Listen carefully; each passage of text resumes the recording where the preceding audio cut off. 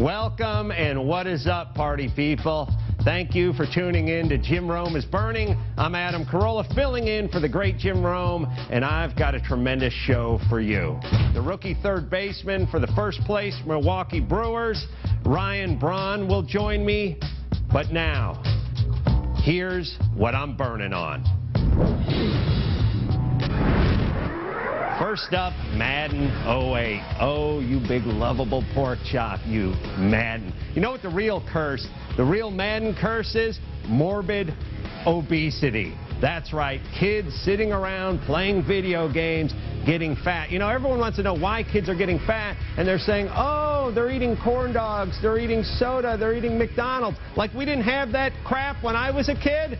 Of course. That's all we did was eat corn dogs. I mainlined corn dogs, and then I went out in the yard, and I ran in a circle until I got dizzy, and then I fell over, and then my dad dragged my limp corpse back into the house, and the next day I woke up skinny.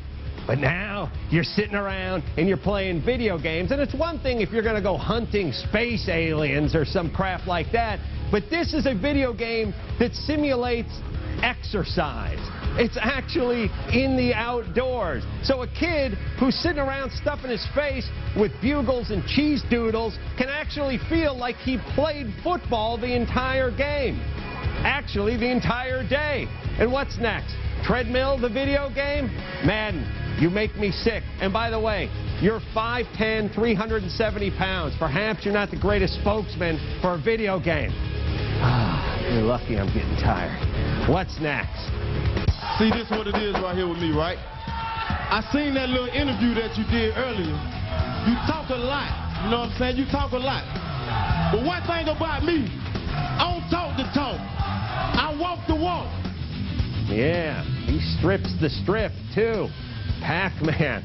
Look, I don't know if you're guilty or innocent, but here's the deal. First off, you were at a strip club called the Minx with 2 X's for extra classy at 5 a.m. Now look, Pac-Man, don't make me tell you how it works. 3 a.m. is the strip club cutoff. If you can't get a phone number from the champagne room by 3:30 in the a.m., cut your losses and head back to the hotel. See, I give myself 13 hours at a strip club. If I can't score by then, I'm out the door. I show up at noon for the businessman's lunch, and a scant 15.5 hours later, I pick up my pride and my stripper glitter, and I head back to the brunch over at the Rio. So, Pac-Man, it's not what you did, it's when you did it.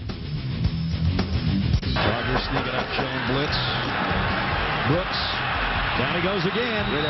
Sean Merriman is going to be the player of the year again, I think, on defense if he keeps playing like this. Sean Merriman. Sean Merriman has not retired the sack dance. He's just put it up on a shelf. Who do you think you are, Cher? You can't keep going back and forth this way. And by the way, if you don't need the sack dance, I could use it. I'd like to borrow the sack dance. And have you seen Merriman's hand?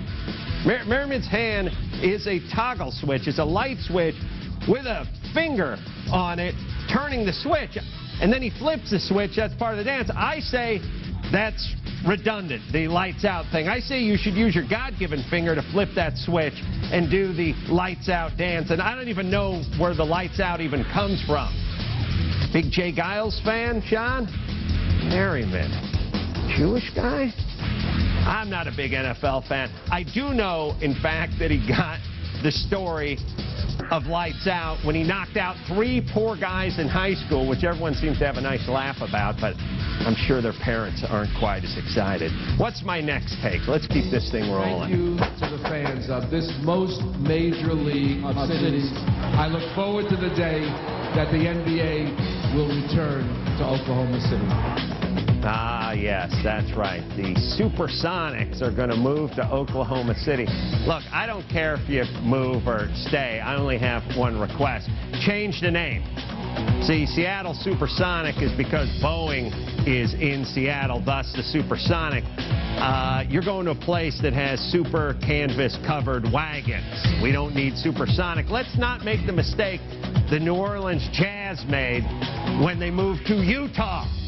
That's right, because when you think Utah, you think cradle of jazz. You think just droves of old black guys walking around with saxophones. Karl Malone is officially the only black man in Utah, and he's not even black. He wears a cowboy hat and drives an 18-wheeler with a stagecoach airbrushed on the side. You call that black? You make me sick. And I'm from Los Angeles. We have the Lakers. The Lakers. The Minneapolis Lakers. The place of 10,000 lakes is now the place with 10,000 gangbangers and one river that's called the Los Angeles River, but it's really not a river. It's just a cement trough with a bunch of graffiti on it. Rockies. See, the Rockies, if the Rockies move, Colorado Rockies, move to Nebraska, let's just change it to, like, the Ashtrays or the Bonneville Salt Flats or something. Cowboys, Dallas Cowboys, you guys move to the Bay Area. I'm going to need you to go ahead and change from Cowboys to, well, actually, you can stick with Cowboy. Yeah, it works. I didn't do the math on that one. What's next? What's next? All right, I'm going over here. That's it? I can't believe I'm done. Well, coming up next, Brewers third baseman Ryan Braun will join me. Don't go anywhere.